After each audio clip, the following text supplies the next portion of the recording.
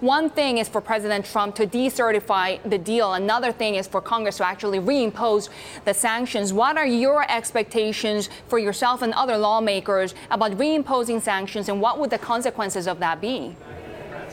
So I think what I'm trying to be cautious on, I've been briefed kind of the larger strategy with Iran, and I think the president's going to lay that out when he gives his speech, more than just the Iran deal. The deal is a small part of overall Iran's behavior, whether it's destabilizing in the region, missile development. And so I think it's important to hear what the overall strategy is. In terms of decertification, it's one short than pulling out of the deal. Pulling out of the deal is tearing it up and saying it's gone.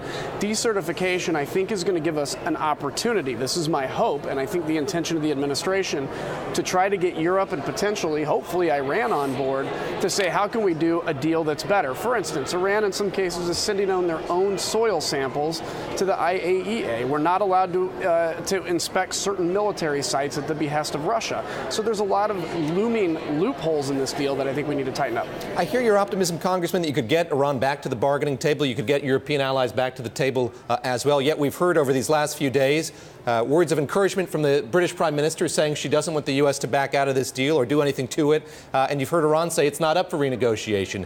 How convinced are you that we could have all of these parties back at the table once again?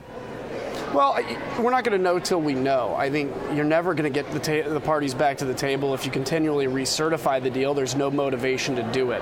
I think if you have the hammer, which is the reimposition of sanctions from the United States Congress, which, in terms of whether we can or can't, that'll be determined.